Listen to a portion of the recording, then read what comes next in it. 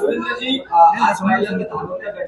एकाही नगरसेवकाला स्थायी समितीत जागा देण्यात आली नाही, तुम्ही बॉयकॉट केलेला हा का समजण्याचा काय सांगाल?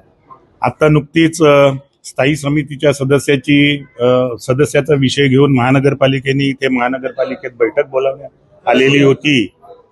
या स्थायी समितीच्या सदस्याची जी निवड झालेली आहे ही निवड अयोग्य पद्धतीने झालेली आहे असं माझं म्हणणं आहे.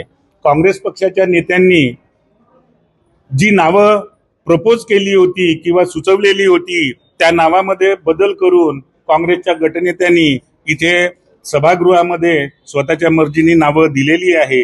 एकाच प्रभागातले 2-2 नगरसेवकाचे नावं स्थायी समितीच्या सदस्यासाठी त्यांनी सुचवली आहे आणि त्यामुळे आम्ही बहुतेक नगरसेवकांनी या गोष्टीचा आम्ही बहिष्कार केलेला आहे आणि सभागृहातून वॉकआउट केलेला आहे.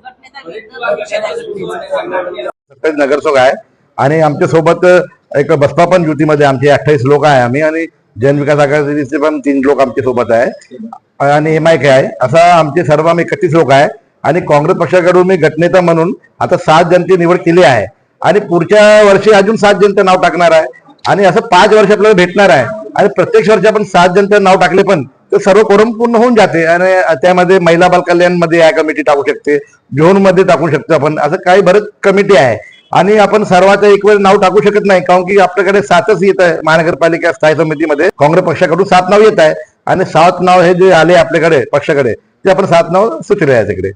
दोघांनी दिलेल्या नावापैकी म्हणजे दोन्ही नेत्यांनी नावं दिले होते परंतु गटनेत्यांनीच नाव बदलवले. नाही, असं काही नाही आहे. जे आहे वरती ते नाव आले आपण दिलेले आहे आणि पक्षाकडून आलेले नाव दिले आपण आणि काय आपण स्वतः काय असं काही नाही. जे प्रदेशचे आणि जे आमचे नेते मंडळी आहे जे आदेश दिले त्यांचे सूचनेनुसार पण ते नाव दिलेले आहे आणि पुढच्या वर्षी पण जे आपले सहयोगी नाराज झाले असेल त्यांचे आपण समोर आपण बघून आणि त्यांचे नाव टाकू काही कमिट्यामध्ये अजून.